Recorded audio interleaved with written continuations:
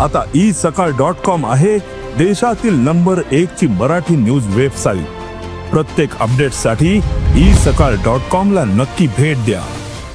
ओबीसीचं नुकसान करण्याची भूमिका जी आहे ती या जीआर मधून स्पष्ट होताना दिसते। अरे बाबा, ओबीसीचं नुकसान कसं होईल? आमचं नुकसान झालं इतक्या वर्ष। आमचं आरक्षण असून सुद्धा तुम्ही खात होते। 16% बोगस आरक्षण तुम्ही आमचं खाता, 50%चं वरचं 2% तुम्हीच खाता। परत हे आरक्षण घेऊन सुद्धा 50% ओपनमध्ये तुम्हीच येता। पहिल्यांदा आम्हाला फक्त ओपनचंच आरक्षण होतं। काढा बरं मागच्या लिस्ट सगळ्या। हे येवल्याचा अलिबाबा लय बोलतो ना छगन भुजबळ, ते 40 चोर संघ घेऊन त्या अलिबाबाला म्हणा जरा मागचे एक 20 वर्षाची हिस्ट्री काढ बरं, 25-30 वर्षाची। तुम्ही ओबीसीच्या जागा घेऊन ओपनमधल्या घेतल्या का नाही? 16 ओपनमधल्या जागा सगळ्या तुम्हाला, म्हणजे आम्ही तुमच्याबद्दल काही वाईट बोलत नाहीत। जाऊ द्या, ओबीसी तर खातेत, ओपनमध्ये 50% येऊन बी खातेत, तरी आमची तुमच्या लेकराविषयी नियत चांगलीच, आणि तुमची इतकी वाईट नियत। हे बघा, तुम्ही तर किती विरोध कराकडे हो। आरक्षण तर मराठ्याला मी महाराष्ट्रातल्या देणारच। कुणावरही अन्याय होणार नाही याची भूमिका आमचं सरकार घेत आहे असं उपमुख्यमंत्री अजित पवार म्हणतात। म्हणजे कोणावर अन्याय होणार? काय अन्याय व्हायचा राहिला?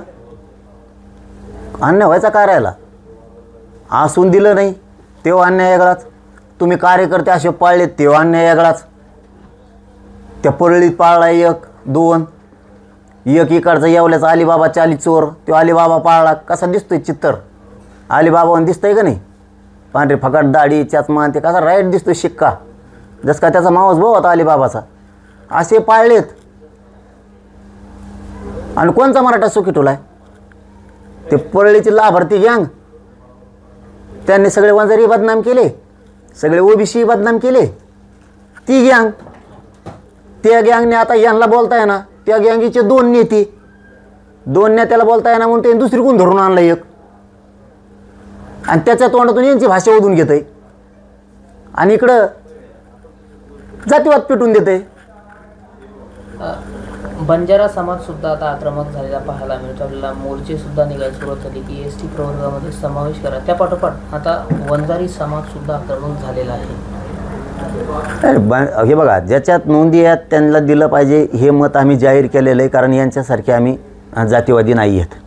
कुणाच्या लेकराचं वाटोळं आम्ही कधी होऊ देत नाहीत, पण तुम्ही आमच्या लेकरांवरती विनाकारण वाटोळं व्हावं म्हणून जे आर चॅलेंज करणार, अरे तुमचे बी होते, तुमचं वरचं 2% होतं, आणि आम्हाला विरोध कोण करतं आहे?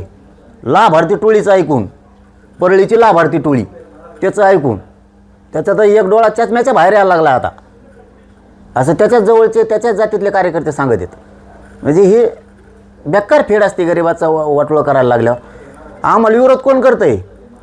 ज्यांच्या आरक्षणाला आमच्यामुळे धक्का लागत नाही ती, धनगर समाजाच्या आरक्षणाला धक्का लागत नाही तर ते परळीच्या लाभार्थी टोळीनं त्यांना हाताखाली धरले। वंजाऱ्याच्या आरक्षणाला मराठ्यामुळे धक्का लागत नाही आमच्या विरोधात ती, आणि हे गोरगरीब धनगराला गोरगरीब ओबीसीला कळायला लागले। ज्यांचं काहीच धक्का लागत नाही ते मराठ्यांच्या विरोधात लढतात, याचा अर्थ यांना ह्या परळीच्या लाभार्थी टोळीला धनगराचा वापर करून मराठ्यासंग भांडणं करायचे। गोरगरीब ओबीसीच्या तेच ध्यानात आले। ज्या आरक्षणाला धक्का लागतोय का नाही लागत ते भांडण्याऐवजी ज्यांच्या आरक्षणाला धक्का लागत नाही म्हणजे धनगर आणि वंजारी, ते आमच्या विरोधात मोर्चा काढणार, ते विरोधात आमच्या भाषेचा प्रयोग करणार। मग त्या ओबीसीच्या आणि गरीब धनगरांच्या लक्षात आलं की हे परळीच्या लाभार्थी त्या टोळीचं ऐकून, ती अजित पवारांची टोळी, त्यांचं ऐकून विनाकारण हे धनगराचे आणि मराठीचे भांडणं लावायला लागले। आणि ती लाभार्थी टोळी अशी आहे, ती प्रत्येक जातीचा वापर करते। आत्तापर्यंत मराठ्याचा केला, आता धनगराचा करायला लागली। ती अशी, त्यांचं काम झालं की लगेच ते फेकून देतात। ती अशी टोळी आहे ती परळीची की ती एकदा वापर झाला की फेकून देते। मोदी साहेब सुद्धा इतक्या मतांनी निवडून नाही आले, इतकी ते मुंडे साहेबाची मोठी पोरगी निवडून आणली मराठ्यांनी, मोदी साहेब नाही आले, वापर झाला फेकून दिले। आता मराठ्याच्या विरोधात लाभार्थी टोळी उतरली, मग ते लाभार्थी टोळीला काय करायचं तर ते एक सापडून आणलं कुंकडून काय नू, ते हिंडत इकडून तिकडं बुंगरी ते, आणि त्याच्या माध्यमातून आता धनगर हाताखाली धरायचे। गरीब धनगरांना बीडच्या माहिती आहे, महाराष्ट्रातल्याही माहिती आहे, आणि बीडच्या मराठ्यांनाही माहिती आहे, महाराष्ट्रातल्या मराठ्यांना माहिती आहे। ही लाभार्थी टोळी अशी फक्त वापर करते, आणि त्यांचं काम झालं की कोणावर उलटती, म्हणजे अशी सत्ताच नव्हती.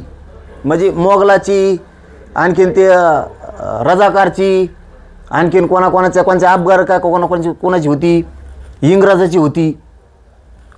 अशी जुलमी सत्ताच नव्हती, अशी जुलमी येते. यांचा वापर एखादा काम झालं की यांनी फेकलेच. बऱ्याच जाती फेकल्या त्यांनी. बंजारा समाजाचं असंच केलेलं आहे याच्या आधी. त्यांनी याच्या आधी माळी समाजाचं पण तसंच केलेलं आहे.